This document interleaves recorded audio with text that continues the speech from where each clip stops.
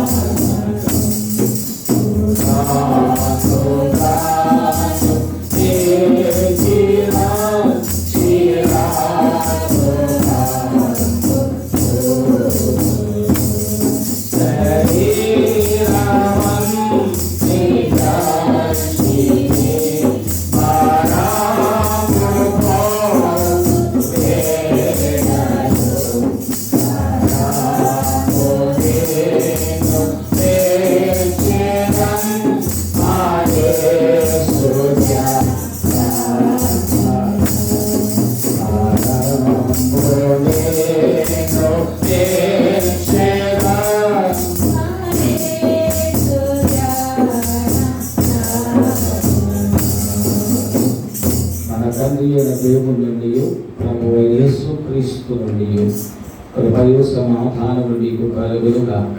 ఆమేన్. దయచేసి కూర్చోండి. క్రీస్తునందు ప్రియమైన దేవుని బిడ్డలారా, దేవుని అపారమైన ప్రేమను బట్టి కృపను బట్టి శుద్ధోము తర్వాత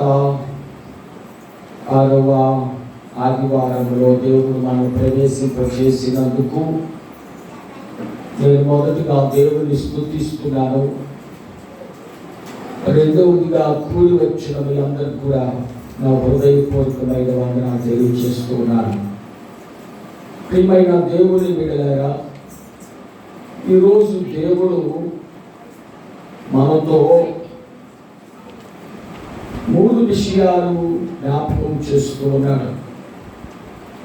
ఈ 3 విషయాల్లో మనం ఆలోచించి చూస్తూ ఉంటే పాత నిబంధనలో నుంచి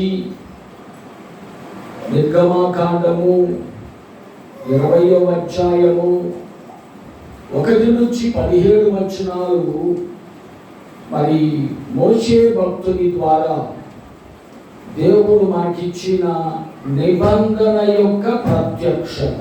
ఏంటది? నిబంధన యొక్క ప్రత్యక్షత. ఈ నిబంధన యొక్క ప్రత్యక్షతలో మనకేం తెలుస్తాయంటే దేవుడు మనకిచ్చినటువంటి దశాజ్ఞలు 10 ఆజ్ఞల గురించి ప్రభువు మనకు జ్ఞాపకం చేస్తున్నాడు. రెండవదిగా ప్రియమైన దేవుని బిడ్డలారా, పత్రికా పాఠ్య భాగాన్ని మనం ఒకసారి గమనించి చూస్తూ ఉంటే అక్కడ వ్యక్తిగతముగా క్రైస్తవుల యొక్క స్థితి 2 రకాలని చెప్తున్నాడు. ఒకటి మునుపటి స్థితి, రెండోది కడపటి స్థితి. మునుపటి స్థితి అయితేనేమో చచ్చిన వారుగా ఉన్నాము, ప్రారంభం. క్రీస్తు నద్దకు వచ్చిన తరువాత మనం ఎలా ఉన్నామంటే సజీవులుగా ఉన్నాం. మన స్థితి ఎలా ఉన్నదో జ్ఞాపకం చేస్తున్నాడు. సువార్త ప్రతిభాగంలో మనం గమనించి చూస్తుంటే అక్కడ ఒక ధనవంతుడి గురించి వ్రాయబడి ఉన్నది. ఆ ధనవంతుడు యేసు ప్రభు వారి దగ్గరికి వచ్చి ప్రభువుని అడుగుతున్నాడు. ఏమంటే, బోధకుడా, నాకు నిత్య జీవము కావాలి, నేను ఏమి చేయాలి? అప్పుడు ప్రభు వారు చక్కని ఆన్సర్ ఇచ్చాడు. And behold, a man came unto him saying, Teacher, what good deed must I do have eternal life? నిత్య జీవము కావాలంటే నేనేమి చేయాలా? అప్పుడు ప్రభువారు నిత్య జీవాన్ని గురించి చెప్పారు. అతడు మిగిలి ఆస్తి గలవాడు గనుక ఆ ఆస్తి కోసం ప్రభువు కూడా నిత్య జీవాన్ని కూడా వదులుకోలేరు. కాబట్టి ఈ 3 విషయాలు జ్ఞాపకం చేసుకుంటూ నేను అనుకుంటున్నాను, ఏదో ఒక చక్కని పేరు 10 ఆజ్ఞల గురించన్నా లేదా నిత్య జీవం గురించన్నా ఒక ప్రాముఖ్యమైన అంశం పెడితే బాగుండని నేను తలుస్తూ, 10 ఆజ్ఞలైనా మరి ఏదైనా కానీ పరలోక రాజ్యానికి సంబంధించినవి కనుక నిత్య జీవము అనే అంశాన్ని గురించి ధ్యానం చేయాలని నేను తలుస్తూ ఉన్నాను. ఈ నిత్య జీవాన్ని గురించి మనం ధ్యానించుకునే ముందుగా ఒకసారి మనము ఈ నిర్గమాకాండాన్ని గురించి జ్ఞాపకం చేసుకోవాలి. బైబిల్లో మనం గమనించి చూస్తూ ఉంటే ప్రియమైనటువంటి దేవుని బిడ్డలారా, మరి ధర్మశాస్త్ర పుస్తకాలు అంటారు. ధర్మశాస్త్ర పుస్తకాలు పెంటాట్యూక్ అంటారు. 5 గ్రంథాలు. ఈ 5 గ్రంథాలు ఆది కాండం దగ్గర నుంచి, ఆది కాండము, నిర్గమాకాండము, లేవ్యాకాండము, సంఖ్యాకాండము, ద్వితీయోపదేశ కాండం, వీటికి ధర్మశాస్త్ర పుస్తకాలని పేరు పెట్టారు. తోరా గ్రంథాలు అంటారు. ఈ ధర్మశాస్త్ర పుస్తకాలు ఎవరు రాశారు అంటే ప్రియరా మోషే రాసినట్టుగా చరిత్ర మనకు తెలియజేస్తుంది.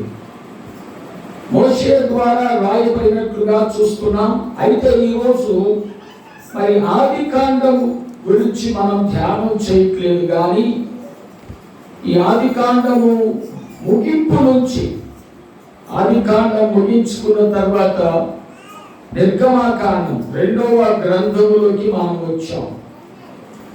ఈ నిర్గమాకాండం అంటే 2వ పుస్తకం, మోషే ప్రవక్త రాసినటువంటి 2వ పుస్తకము. 1-2 విషయాలు మీతో చెప్పి నేను వాక్య భాగంలోకి వెళ్తాను. ఈరోజు టెస్ట్ చాలా పెద్దది, అయినా చాలా కార్యక్రమాలు ఉన్నాయి, వరుసగా ఉన్నాయి చాలా కార్యక్రమాలు. 5 కార్యక్రమాలు ఉన్నాయి ప్రతి గంటలో. మళ్ళీ మన ప్రేయర్లో కూడా బర్త్డే అకేషన్స్ ఉన్నాయి. అందుకని సమయకూలంగా ఒక అర్ధగంట లోపే ముగించాలని నేను తలస్తున్నాను. ఈరోజు ప్రియ దేవుని బిడ్డలారా, యేసేపు మరణము నుండి ప్రారంభమై ప్రత్యక్ష గుడారము వరకు కలిగినటువంటి చరిత్రంతా కూడా ఈ నిర్గమాకాండములో రాయబడి ఉన్నది. ఈ నిర్గమాకాండాన్ని గురించిన విషయాలు మనం చూస్తూ ఉంటే ఇంగ్లీష్లో ఎక్సడస్ అంటారు. ఎక్సడస్. మరి మనం ఇంగ్లీష్లో కూడా అందరు ఇంగ్లీష్ మీడియం పిల్లలు ఉన్నారు కనుక ఇంగ్లీష్ బైబిల్ కొనుక్కోమని మనం చేస్తున్నాను. జెనీసస్ ఆది కాండము, ఎక్సడస్ నిర్గమాకాండం, లెవిటికస్, నంబర్స్, డ్యూటరానమీ. ఇవి ఇంగ్లీష్లో నేర్చుకుంటే ఇంగ్లీష్ మీడియం స్టూడెంట్స్ మంచిది. ప్రతి ఒక్కరూ ఒక బైబిల్ కొన్ని రోజులు చదువుకోవాలని మనం చేస్తూ ఈ నిర్గమాకాండములో ప్రియమైన దేవుని బిడ్డలారా, మరి ఐగుప్తుకు చేరి వచ్చిన 70 మంది బిగినింగ్, 70 మందితో ప్రారంభమై వచ్చినటువంటి వారు బహు విస్తారముగా యోసేపును బట్టి ఫరో ఐగుప్తులో గోషేను ప్రాంతములో యాకోబు 12 మంది కుమారులకు ఇచ్చారు. మంచి సారవంతమైనటువంటి స్థలం.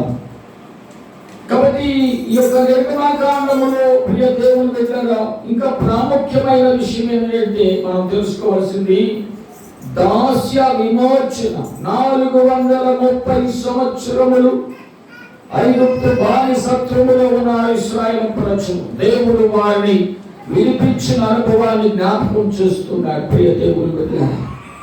కాబట్టి ఇంకా ప్రాముఖ్యమైన విషయం ఏంటంటే ప్రభువారు చెప్తున్న మాట, ఉన్నవాడు అనువాడు అన్నాడు. ఎవరో కాదు, ఆ దేవుడు నిన్న నేడు ఎవరికములు కూడా ఒకటే రీతిలో ఉన్న యేసుక్రీస్తు ప్రభువారే, ఎవరో కాదు. ఆయన గురించి రాయబడి ఉన్నది. కాబట్టి ఈ యొక్క అంశాల్లో మనం ధ్యానం చేసుకుంటూ ఉంటే ప్రియ దేవుని బిడ్డలారా, మోషే జీవితం మనకు కనపడతా ఉంది. ఇశ్రాయేలు బాధపరచబడటం, మోషే మిద్యాను దేశానికి పైపోవడం, మండుచున్న పొగ, ఇశ్రాయేలు విడిపించడానికి అతను రావడం, తిరిగి కనుక అనేక అద్భుత కార్యాలు చేశారు. మనందరికి తెలుసు. మరి కర్ర సర్పముగా మార్చడం, అద్భుతాలు చేయడం, రక్తము, కప్పలు, పేగులు, ఈగలు, పశు సంహారము, పండ్లు, వడగండ్లు, మేడతలు, చీకటి, తొలిచూలు సంస్కారం, ఆ యొక్క సంహారం, మన్నా మరియు పూరేళ్ళు, ఇవన్నీ కూడా మీ అందరికి తెలిసిన విషయాలు. బండలో నుండి నీరు రావడం, అమాలేకీయులు ఓటమి, సీనాయి పర్వతం మీద అసలు విషయం అది మీకు అనుభవం అట్ల గురించి వచ్చిన తర్వాత తెలుస్తుంది. సీనాయి పర్వతం మీద దేవుడు మోషేతో మాట్లాడడం, 10 ఆజ్ఞలు ఇవ్వడం. ప్రియ దేవుడు పెట్టారు. దేవుడు 10 ఆజ్ఞలను ఇచ్చినట్లుగా మనం చూస్తూ ఉన్నాం ప్రియమైనటువంటి దేవుడు పెట్టారు. కాబట్టి మన నిజ జీవితాల్లో ప్రాముఖ్యంగా వినాల్సినటువంటి విషయం ఏంటంటే ఈ 10 ఆజ్ఞలు మనం చూస్తున్నాము. దీన్ని మనము ధర్మశాస్త్రం అని, డెక్లాగ్ అని కూడా పిలుస్తారు. డెక్లాగ్. ఈ ధర్మశాస్త్రము ఎందుకు ఇచ్చారయ్యా బాబు మనం గమనించి చూస్తామంటే, మానవుని యొక్క హృదయ స్వభావములో దేవుడు ధర్మశాస్త్రం ఉంచాడు. ఇది ఆంతరింగిక ధర్మశాస్త్రము. 10 ఆజ్ఞలు నీ మనస్సులో, నీ హృదయములో ఉండాల. అంతేకాదు ప్రియమైన దేవుని బిడ్డలారా, ఆయన 2 పలకల మీద వ్రాయించినట్లుగా మనము చూస్తూ ఉన్నాం.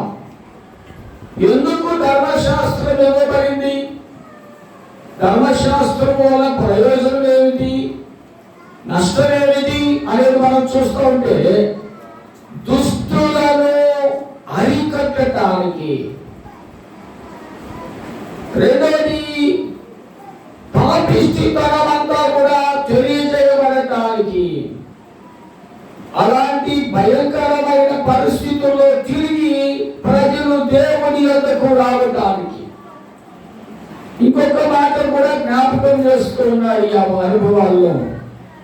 ఏం చెప్తున్నాడంటే, ప్రియమైన దేవుని వెళ్ళాడా, మరి ఐగుప్తు బానిసత్వములో ఇశ్రాయేలు ప్రజలు 4 దశాబ్దాలు నశించిపోయారు. బహు విగ్రహారాధనలు మీ అందరికీ తెలుసు.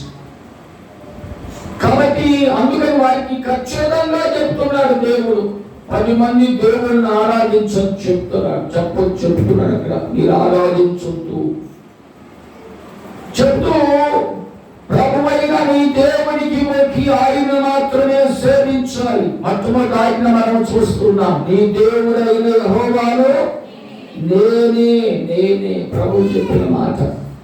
ఈ 10 ఆజ్ఞలు కూడా 3 ఆజ్ఞలు దేవునికి లోబడి నడుచుకోవటానికి. మిగతా ఆజ్ఞలన్నీ కూడా 7 ఆజ్ఞలు నీ పొరుగు వారితో కలిసి మనం సహవాసములో పాటించడానికి. దేవుని కొరకు 7 ఆజ్ఞలు నీ పొరుగు వారి పట్ల నువ్వు చేయాల్సిన పని. కాబట్టి నేను క్లుప్తంగా నిర్వహించాలనుకుంటున్నాను. ఈ మొదటి మాటలో ఒకటి గుర్తు చేసుకోవాలి. ఏమిటంటే ప్రభు చెబుతుంది, ఏ సేవకుడు 2 యాజకులను సేవింపలేరు. కాబట్టి దేవుడు ఏం చెబుతున్నాడంటే, ఆయన బహుదేవతారాధనలు చెయ్యవద్దు, దేవతలకు దేవుళ్లకు సాగిలపడవద్దు. ఐగుప్తు బానిసత్వములో నుండి నేను నిన్ను విడిపించాను గనుక, ఇక్కడ అంటున్నారు, విగ్రహారాధనలో అనేక మంది పడిపోతున్నారు అంట. ఏంటి విగ్రహారాధన?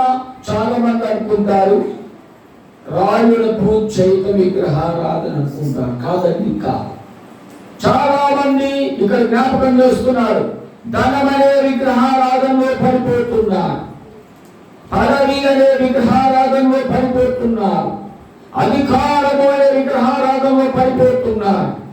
కామ క్రోధ మద మత్సరాలలో ప్రియమైన దేవుని బిడ్డలారా, మత్సరం అనే విగ్రహారాధనలో పడిపోయి దేవునికి దూరం అవుతున్నారు. అసలు విషయం అది.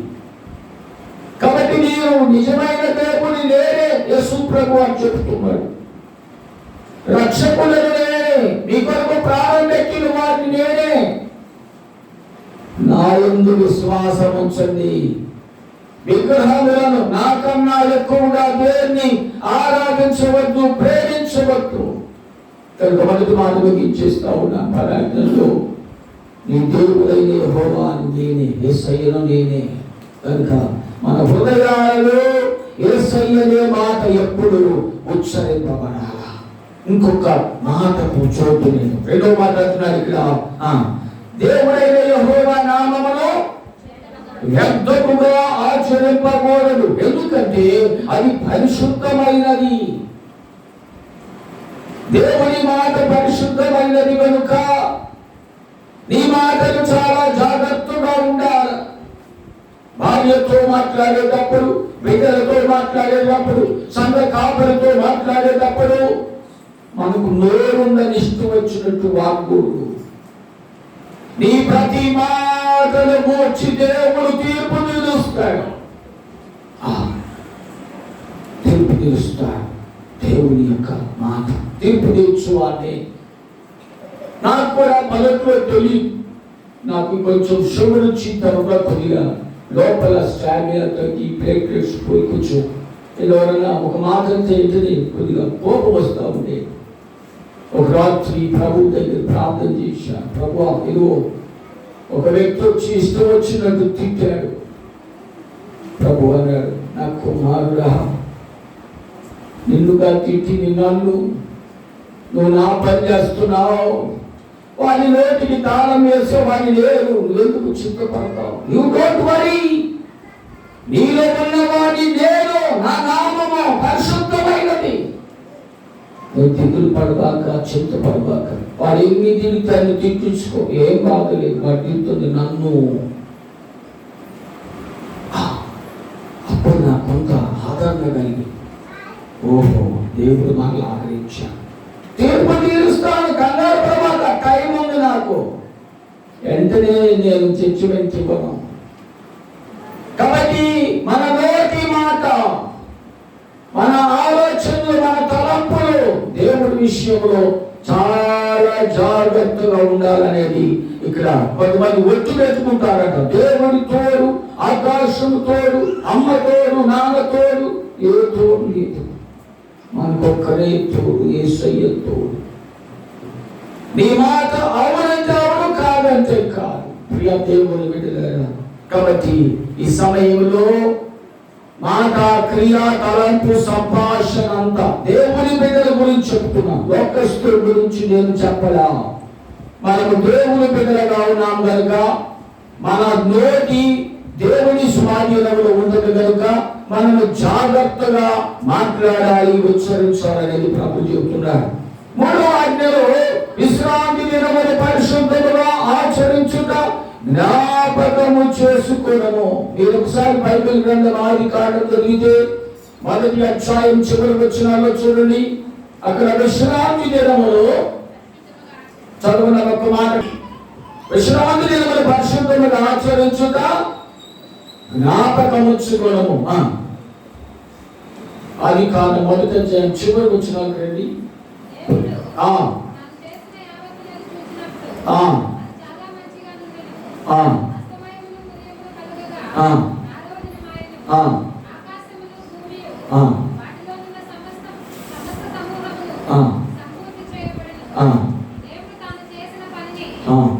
అది ఆ మాట చదువు. 7వ దినములోగా ముగించి సంపూర్తి చేసి పని అంతటి నుండి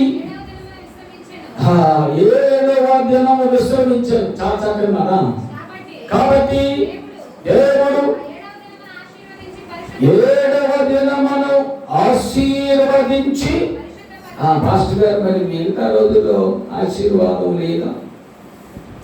7వ దినమును ఆశీర్వదించారు. గుర్తుపెట్టుకోండి, ఆదివారం చాలా మంది సొంత కార్యక్రమాలు చేసుకుంటున్నారు. చాలా కఠినమైన మాట ఉంది బైబిల్లో. విశ్రాంతి దినమును పరిశుద్ధముగా ఆచరించుట, జ్ఞాపకం ఉంచుకో. ఆదివారం దేవాలయం ఎగ్గొట్టి ఎక్కడెక్కడో జీవితం కుదరదు. కష్టపడి బైబిల్లో నేను ఇప్పుడు ఆ రిఫరెన్స్ అన్ని మీకు చెప్పట్లేదు.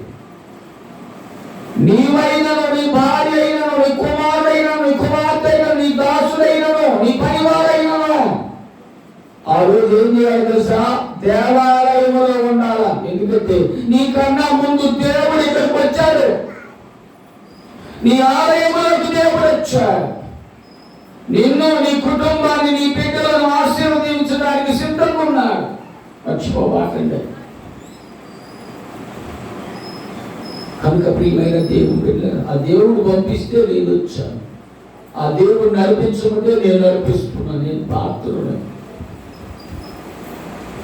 కనుక ప్రియమైన దేవుడు బిడ్డలారా, ఇక్కడ రాస్తున్న మాట మనం చూస్తూ ఉంటే, విశ్రాంతి దినమును పరిశుద్ధంగా ఆచరించుట, జ్ఞాపకం చేసుకో. చాలా మంది ఆ రోజంట వ్యాపారాలు చేస్తారంట, ఉద్యోగాలను అంటారా, పని మాట్లాడిపోతారంట. ఆ రోజు ఒక్కరోజు నువ్వు సంపాదించింది, ఆ రోజు కూడా దేవునికి ఇప్పుడు నువ్వు సంపాదిస్తే ఈ వారం రోజులు సంపాదించింది కూడా పోతాయంట.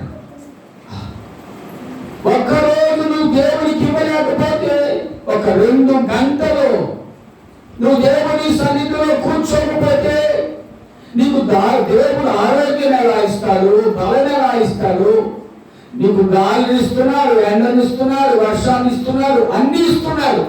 అన్ని ఇచ్చి నిన్ను దీవించడానికి వచ్చి నీలో బలహీనతలను బాగు చేయడానికి ఆయన వస్తే నువ్వు ఆయన్ని కట్ చేసి పారేసి నీ సొంత పనుల మీద వెళ్తే ఒకసారి ఆలోచించుకోండి. కనుక మరణము వరకు ఒక తీర్మానం చేసుకోండి. దేవుడి వాక్యం చెబుతుంది, మరణము వరకు ఎక్కడున్నా, మన ఊళ్ళో ఉంటే గుడి, మన హైదరాబాద్ లో ఉంటారు, మెడ్రాస్ లో ఉంటారు, మరణము వరకు ఒక తీర్మానం ఏంటంటే నేను చనిపోయేంత వరకు వరకు ఆదివారం పరిశుద్ధ దినం దేవుని సన్నిధిలో నేను ఉండాలా. కీర్తన గ్రంథంలో భక్తుడు రాస్తున్నాడు, దేవుని సన్నిధికి వెళ్ళుదరని చెప్పినప్పుడంట రాజుగారు సంతోషపడ్డాడంట. యెహోవా మందిరమునకు వెళ్ళుదమని జనులు నాతో చెప్పినప్పుడు రాజుగారికి సంతోషం. ఇంకా ఎందుకు? ఆయన సన్నిధిలో సంతోషం ఉన్నది, ఆయన సన్నిధిలో సమాధానం ఉన్నది, ఆయన సన్నిధిలో రక్షణ ఉన్నది, ఆయన సన్నిధిలో పాప విమోచన ఉన్నది. ఇంకంతకన్నా నీకేం కావాలి ఈ లోకంలో? అందుకే దావీదు భక్తులు పాపంలో పడిపోయినప్పుడు దేవుడు శిక్షించేటప్పుడు ఒక మాట అంటారు, దేవా నన్ను నీ సన్నిధిలో నుండి. దేవుని సన్నిధి పోగొట్టుకుంటే నిన్నెవరు బాగు చేయలేరు, నన్ను ఎవరు బాగు చేయలేరు. నిన్నెవరు స్వస్థపరచలేరు, నన్ను ఎవరు స్వస్థపరచలేరు. ఎందుకంటే ఆయన సన్నిధిలో స్వస్థత ఉన్నది. కనుక ఆదివారం అని మరి చిన్న చూపు చూడకుండా నేను జ్ఞాపకం చేస్తున్నాను. ప్రియ దేవుని వెళ్ళారా, మనకు బాధ్యత కలిగి భావన కలిగి ఎవరు పని వాళ్ళు ఉదయం కాలమే వచ్చేవాళ్ళు చూస్తున్నారు. ఆశీర్వాదం భాగ్యరాజు వచ్చి కొట్టాలి అని 3 వారాల నుంచి కొట్టాలి. కొట్టాలి ఎందుకు కోరాడంటే ఊళ్ళో నుంచి వచ్చి సాక్ష్యాలు చెబుతున్నారు. అందుకు కొట్టాలి పైకి ఎవరికి ఇబ్బంది లేకుండా పెట్టమన్నాను, తల్లి కొరకు కాదు. ఊళ్ళో నుంచి వచ్చి చెప్పింది సాక్ష్యం మీ అందరూ చూస్తున్నారు. అయ్యా మీరు ఫోన్లు మైకులు పిల్లలు లేని వారి కొరకు ప్రార్థన చేస్తున్నానన్నారు. నేను మీ ప్రార్థన విన్నాను. మైకులు నా కూతురుకి పిల్లలు పుడితే బిడ్డ పుడితే గుళ్ళో సాక్ష్యం చెప్తారు అనుకుందంట మనసులో. మైకులో అందుకు పైన కొట్టారు. అప్పుడు ఆమె సంవత్సరం అయిన తర్వాత పిల్లలు పుట్టిన తర్వాత వచ్చి మనందరికి స్వీట్లు తెచ్చి, నాకు తెలియదు ఆమె వచ్చి చెప్పిందా అన్ని చిల్లర డబ్బు సంచి తీసుకొచ్చి మనందరినీ సంతోష పెట్టింది. అది మైకు ద్వారా సువార్త. ప్రియ దేవుని బిడ్డలారా, ఒక ఆయన నేను సాక్ష్యం నాకు ఎదురొచ్చి చెప్పాడు. అయ్యా మాది ఇక్కడే గోరంట్ల, మేము బయటకని ఒక 10 దూరం వచ్చాం. ఉదయకాలం ఈ మాట విన్నారు. నా మాట అర్థం ఎందుకు వినపడుతాయా అన్నాను. నేను చెప్పిన ప్రసంగం 10 నిమిషాలు చెప్పాడు, ఆపుకున్నాను. మేము చాలా సంతోషం. దూర ప్రాంతంలో ఉన్నవారు అనేక మంది దేవుని సువార్త వింటున్నారు. అందుకే బయట పెట్టాలి, అది అవసరం లేదు. ఒక్కరు మొత్తం బాక్స్ పెట్టుకొని మన నలుగురు ఇంటే చాలా అవసరం లేదు. అయినా మరి ప్రజలు వచ్చి చక్కగా ఆ గొట్టాలు కూడా ఏర్పాటు చేశారు. స్థానిక సంఘానికి ఎవరికి ఇబ్బంది లేకుండా చేయమని చెప్తేసరే ఫస్ట్ గా ఎవరు కూడా ఇబ్బంది పడకుండా చూద్దామన్నారు. ఎందుకంటే బైబిల్ పరీక్షించేది మీరే కాబట్టి. దేవుని సన్నిధిలో దీవెన నీకు తెలియదు. దీవెన ఎట్లా వస్తుందో నేను ఊడ్చేస్తున్నాను అనుకుంటావు అంతే. నేను ఇవన్నీ తుడిచాను అనుకుంటావు. పాస్టర్ గారికి టీలు అందించా అనుకుంటావు. ఆశీర్వాదం ఆశీర్వాదం. నేను కూడా నా చిన్న జీవితంలో 16 ఏళ్ళప్పుడు డ్రమ్ములు కొట్టేవాడిని, పాటలు పాడేవాడిని, టీలు అందించేవాడిని. ఆన్లైన్ ప్రేయర్లో చిన్నవాడుగా ఉన్నప్పుడు దేవుడు నన్ను విడిచిపెట్టిన తలగానే ఉంచాడు. కనుక ప్రియ దేవుడు వెళ్ళారా, ఈ 3 ఆజ్ఞలు మనం తప్పకుండా నీవైనను, ఈ మాట వినండి, నీ భార్య అయినను, నీ కుమార్తె అయినను, నీ ఇంట్లో పరదేశం అయినను 20వ అధ్యాయం 18 వచనంలో అంటున్నాడు. అక్కడ ఏ పని చేయకూడదు, జాగ్రత్త. ఆ రోజు నువ్వు దేవుని సన్నిధిలో ఉండాలి, నీ కష్ట సుఖాలు చెప్పుకోవాలి, ఆయన నీకు ఇచ్చే దీవెనలు పొందుకోవాలి. రెండవ అనుకోవాలి, జ్ఞాపకం చెప్పి నేను పరీక్షపోతున్నాను. రెండవ మాట, నువ్వు దీర్ఘాయుష్మంతుడగునట్లు నీ తల్లిని నీ తండ్రిని సన్మానించు. ప్రియ దేవుని వెళ్ళారు, ప్రతి వారి జన్మకు ఎక్కువ కాలం బ్రతకాలంటే తల్లి దీవెన కావాలి, తండ్రి దీవెన కావాలి. తల్లి చనిపోతే మనల్ని ఎవరు పలకలేదు. గుర్తుపెట్టుకోండి, నాన్న బ్రతికున్నా అసలు కొద్దిగా ఏముండదు. అమ్మ బ్రతికుంటేనే కొద్దిగా చుట్టాలు బంధువులు పలకరిస్తారు. ఆ తల్లి బాధ, మరి నేను పెంచిన తల్లిని పోగొట్టుకున్నాను, తల్లి గారిని కూడా పోగొట్టుకున్నాను. మరి ఎవరు ఆదరణ? ఆ ప్రభు వారొక్కడే. కాబట్టి మీ తల్లిని ప్రేమించండి, మరి మంచి భోజనం పెట్టండి, మంచి బట్టలు గుర్తించండి, తల్లిలాగానే అత్తలు కూడా చూడండి. నిన్ను నీ కుటుంబాన్ని దేవుడు ఆశీర్వదిస్తాడు. మనుషుల వాళ్ళేమీ లేకపోవచ్చు, దేవుడు విడిచిపెట్టాడు నువ్వు చేసిన క్రియలను బట్టి. అందుకని ఇక్కడ నీవు కలిగే భూమిలో నీ తల్లిని తండ్రిని సన్మానించాలంటున్నాడు. సన్మానించాలి, గౌరవించాలి, వాళ్ళ మాటలకు లోపడాలి. చాలాసార్లు తల్లిదండ్రులు చెబితే పిల్లలు కోపం వచ్చింది. అమ్మా టీవీ చూడబాక కోపం వచ్చింది, సీరియల్ చూడబాక కోపం వచ్చింది, సినిమా చూడబాక కోపం వచ్చింది. కానీ తల్లిదండ్రులు మన మంచిగా చెబుతారు. కనుక ప్రియమైన దేవుడు బిడ్డ, అమ్మ మాట వినండి, నాన్న మాట వినండి, దైవజనుల మాట వినండి. దేవుని యొక్క ఆశీర్వాదం అనుకుంటుంది. 5వ ఆజ్ఞ నరహత్య చేయకూడదు. ఇంకా అంటున్నారు వ్యభిచరింపకూడదు, దొంగిలింపకూడదు, అబద్ధ సాక్ష్యం పడకూడదు, ఈ పొరుగు వాడిని ఆశింపకూడదు, ఈ పొరుగు వాడిని దేని భార్యనైనను పనివారినైనను ఎవరు పూచిక పోరా. ఎందుకని అంత కాకుండా దేవునికి ఇచ్చాడుగా భార్య, దేవునికి ఇచ్చాడుగా బిడ్డలు, దేవునికి ఇచ్చాడుగా ఇంకా పరువులు ఎందుకు? కనుక ప్రియమైన దేవుడు బిడ్డ, ఈ పొరుగు వారిని ప్రేమించు, ఈ పొరుగు వారిని దీవించమని ప్రార్థన చేయి. నా పొరుగు వారు నాకన్నా బాగుండాలని కోరుకో. మంచిది, నేను ఎప్పుడు ఆ ప్రార్థన చేస్తాను. వారు బాగుంటే నీ మీద బరువుగాడు ఒకటి, రెండోది నీకేదైనా కష్టం వస్తే వాళ్ళు ఆదరిస్తారు. వారు నాశనం అవ్వాలంటే మనమే నాశనం అవుతాం. కనుక పొరుగు వారందరూ బాగుండా నా ప్రార్థన. వేలవారి పాలనంతా బాగుండాలా, వేలవారి పాల ప్రజలందరూ దేవుడి సన్నిధికి రావాలా, ఈ యవనస్తులు రావాలా, వృద్ధులు రావాలా, చిన్నపిల్లలు రావాలా, మీరందరూ దీవించబడాలా. అప్పుడు దేవుడు నన్ను కూడా దీవిస్తాడు. మిమ్మల్ని దీవించడం నా పని, మిమ్మల్ని ప్రేమించడం, మీకు హెచ్చరించడం, గద్దించడం ఎన్ని సేవలో భాగాలు అంతే. పాస్టర్ గారు కోపడ్డాడంటే ప్రేమే. ప్రేమ లేదు దైవజనుడు ముద్దుల మాటలు చెబుతాను, గుర్తుపెట్టుకుని నొప్పి తగలదు. ఆ పాస్టర్ మంచోడు రా అంటే నువ్వు నాశనం బాగు అయిపోయినా ఆయన పట్టించుకో. నువ్వు గద్దించేవాడి సేవకుని అర్థం ఏంటంటే నీ బాగు కోరుకుంటున్నాడు, నీ పిల్లల బాగు కోరుకుంటున్నాడు. కనుక ప్రియ దేవుడు వెళ్ళారా, చాలాసార్లు నా విషయాల్లో నేను ఎప్పుడైనా కోపడితే నా మీద బాధపడతాను. ప్రేమించేవాడే గద్దిస్తాడు అనుకుంటున్నాడు. కాబట్టి మన నిజ జీవితాల్లో ఈ గొప్ప అనుభవాలు చూసుకొని ప్రభు యొక్క ధర్మశాస్త్రానికి ఇంకొక మైనస్ ఏంటంటే, ధర్మశాస్త్రము చెప్పుది, ఇదిగో నువ్వు దొంగతనం చేశావు, నువ్వు వ్యభిచారం చేశావు, నువ్వు మోసం చేశావు, నువ్వు త్రాగుబోతుగా ఉన్నావు అని చెప్పుది, తీసేయలేదు. అందుకు తీసివేయడానికి దేవుడు వచ్చాడు. యేసుక్రీస్తు ప్రభు ఈ లోకానికి వచ్చింది ఎందుకంటే ధర్మశాస్త్రము కొట్టివేయడానికి కాదు, కానీ ధర్మశాస్త్రము చేయలేని పని, చెప్పిన పనిని సరిచేయడానికి వచ్చాడు. ఆయన వచ్చి మన పాపాలన్నిటి కొరకు కలువరి శిలువలో రక్తమును చిందించాడు. ఆయన పొందిన దెబ్బల ద్వారా స్వస్థత, ఆయన కాచిన రక్తము ద్వారా విమోచన జరుగుతున్నది. కొండాలాంటి మొండి హృదయం మండించుడు, కొండాలాంటి మొండి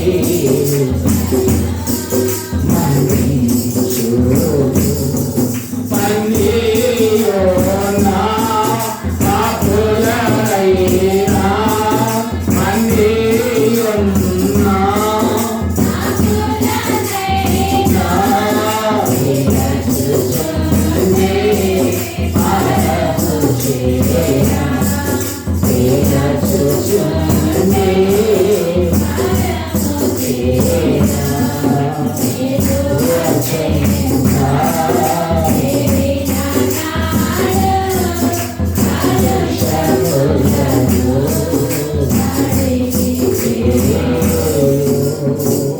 రెండవ మాటలు నేను ధ్యానం చేయబోతున్నాను.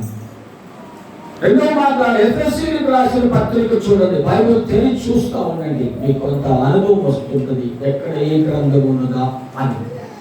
ఒక్క మాట చదవండమ్మా. 2వ అధ్యాయములో 4వ వచనములో మనం చూస్తుంటే